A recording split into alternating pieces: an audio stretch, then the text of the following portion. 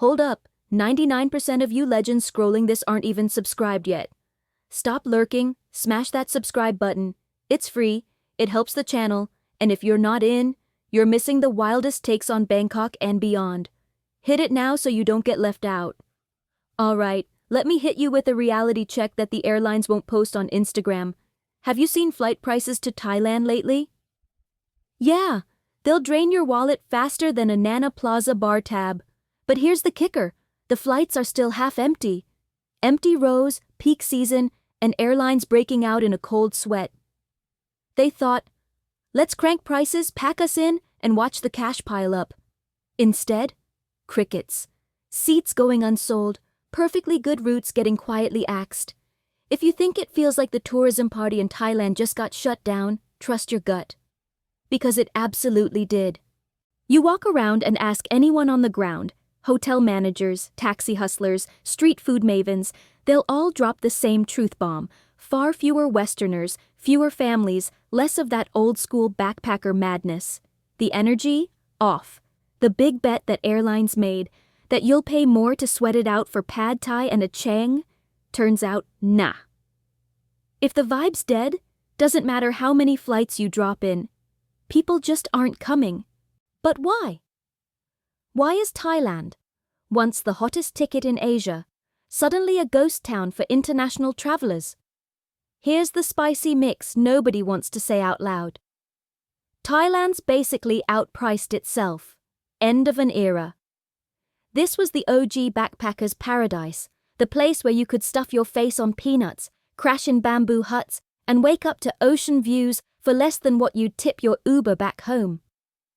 But those days are fading. Prices are up everywhere. Hotels flexing like they're in Tokyo.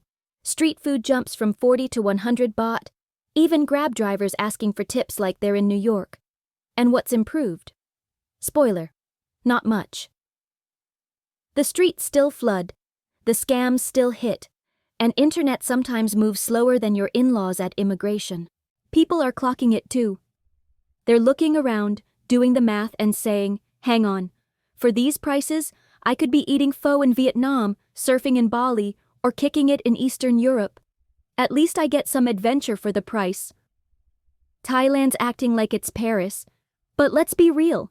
It's not the Eiffel Tower, and nobody's impressed with higher prices and patchy service. But hey, this isn't just about money. The vibe has shifted. Talk to return visitors, and they'll tell you, Thailand just doesn't feel as warm as before. Years ago, everyone was glad you showed up.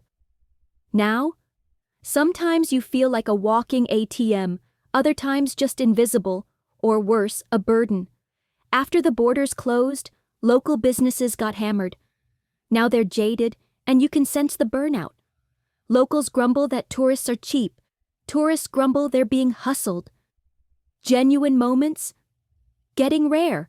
And the kind of visitors? Oh, that's changed too. The scene's now dominated by huge Indian, Russian, and Chinese tour groups. Is it about race? No, it's about culture clash and crowd dynamics.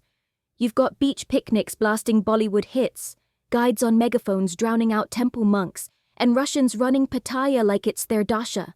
When any crowd takes over in big numbers, the vibe shifts, and not always in a way everyone loves.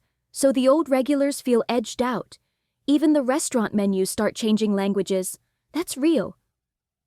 Then there's that overexposed feel. Let's face it, Thailand's been done to death online. Every waterfall and latte art shot, seen 1,000,000 times. The magic kind of feels on repeat. It used to be adventure, now it feels like deja vu with a service charge. Meanwhile, Thailand's tried to go upscale. They chucked quality tourists into the marketing buzz blender. Less chaos, more curation, right?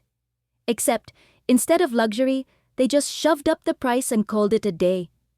Suddenly, it's not cheap enough for budget travelers, and not slick enough for the high rollers. So who's left? Fewer people every year, that's who. Now airlines are left scratching their heads, quietly yanking flights, secretly pushing promo codes, desperately clinging to the dream that demand is just around the corner. But empty seats don't lie. They're the warning sign. Even Thai locals skip domestic trips.